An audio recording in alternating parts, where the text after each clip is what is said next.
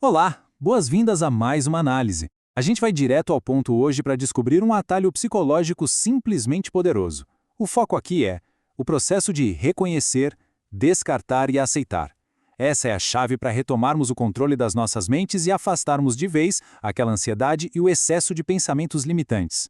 É incrivelmente frustrante sentir aquela compulsão incontrolável de agir de maneira autodestrutiva ou de repetir os mesmos erros, não é? Mas olha que interessante.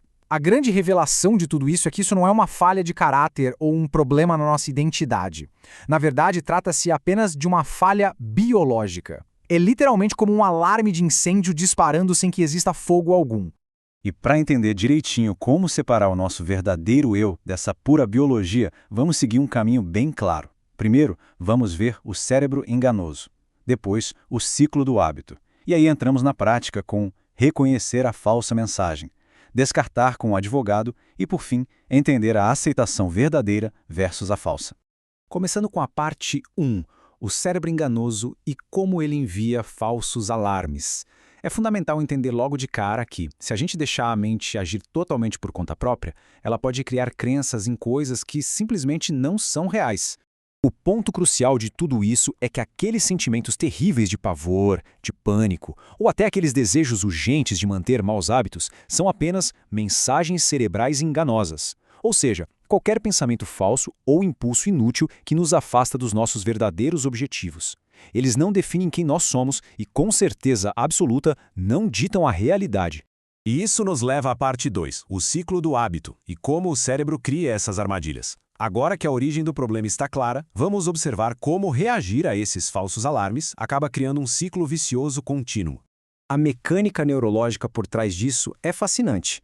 Existe o chamado centro de alerta, que é onde fica a amígdala, e ele dispara um alarme totalmente falso.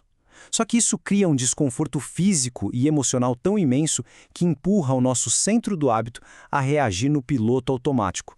Tudo isso numa busca desesperada por algum alívio rápido. E aí que mora a grande armadilha. O alívio momentâneo significa um enraizamento a longo prazo. Cada vez que a gente cede a esse hábito, rola um alívio temporário da angústia. Mas o preço disso lá na frente é altíssimo. A gente acaba fortalecendo as correntes do hábito e conectando esse circuito prejudicial de uma forma ainda mais profunda no cérebro.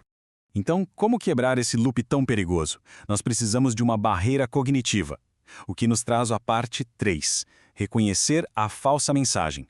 Esse é o passo 1 do nosso atalho. Esse processo estruturado tem 3 etapas fundamentais. Passo 1, reconhecer. Passo 2, descartar. E passo 3, aceitar. Começando pelo reconhecer. Isso significa atuar puramente como observador. É dar um nome, rotular as mensagens enganosas, as sensações e os impulsos exatamente na hora em que eles surgem, mas sem nos deixarmos absorver por eles. O grande objetivo aqui é ter consciência imediata. É ganhar o poder de olhar para aquele coração acelerado ou para aquele desejo impulsivo e pensar, espera aí, isso é só uma falha biológica. A gente identifica os pensamentos enganosos, nota as sensações físicas ou emocionais e observa os padrões de ação, mas com um detalhe importantíssimo, sem fazer nenhum tipo de julgamento moral e sem nos envolvermos na história que o pensamento está contando. Beleza? Falso alarme reconhecido. Agora avançamos de fase para a parte 4, descartar com um advogado. Esse é o passo 2 do nosso atalho psicológico. Descartar significa basicamente rejeitar aquela lógica falha com a ajuda do nosso advogado sábio. Esse advogado é o nosso guia interior, que age com muita inteligência e compreensão. Ele sabe muito bem que essas mensagens são só invasores biológicos e ajuda a reformular a narrativa. A ideia é separar a nossa verdadeira essência dessa química cerebral barulhenta. É literalmente bater no peito e dizer, não sou eu, é apenas o meu cérebro. Quando o advogado sábio entra em cena e coloca as coisas em perspectiva, a ilusão cai por terra. Pensa bem, de um lado, a mensagem cerebral enganosa diz que ninguém se importa, pedindo para a gente se esconder, ou que todos são carentes, sugerindo a bebida como fuga, ou até que o parceiro não se importa, iniciando brigas. Mas o que isso realmente nos custa? A perda de conexões, a perda de tempo de qualidade com a família e a destruição da chance de construir os relacionamentos genuínos que a gente de fato quer. E então chegamos ao último obstáculo, parte 5, aceitação verdadeira versus falsa, o passo 3 do atalho. Essa é muito provavelmente a etapa mais desafiadora de todas, mas também a mais libertadora.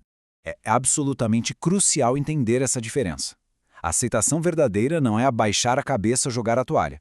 A aceitação verdadeira é reconhecer que as mensagens falsas e o desconforto estão ali, presentes, mas escolher não agir e não lutar contra eles. Deixar passar. Por outro lado, a aceitação falsa é a desistência.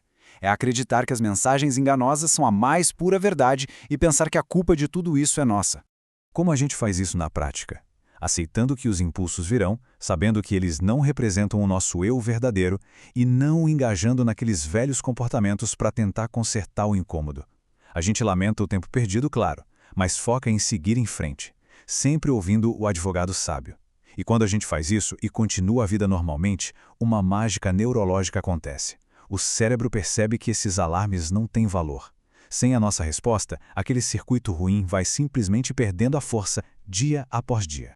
Tem uma frase fantástica que resume isso perfeitamente. Aceite que esses sentimentos incômodos não são quem realmente somos.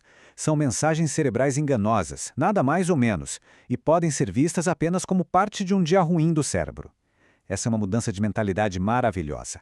Aceitar que o cérebro físico, como qualquer outro órgão do corpo, de vez em quando tem uns dias ruins, tira das nossas costas todo aquele peso do julgamento moral e nos devolve o poder de escolha. A prática consistente do processo de reconhecer, descartar e aceitar permite uma reprogramação cerebral verdadeira. E aqui fica a provocação final para a reflexão. Hoje, o centro de alerta vai continuar ditando as ações do piloto automático ou vamos dar um passo atrás, ouvir o nosso advogado sábio e recuperar a nossa verdadeira essência? A escolha, a partir de agora, está em nossas mãos.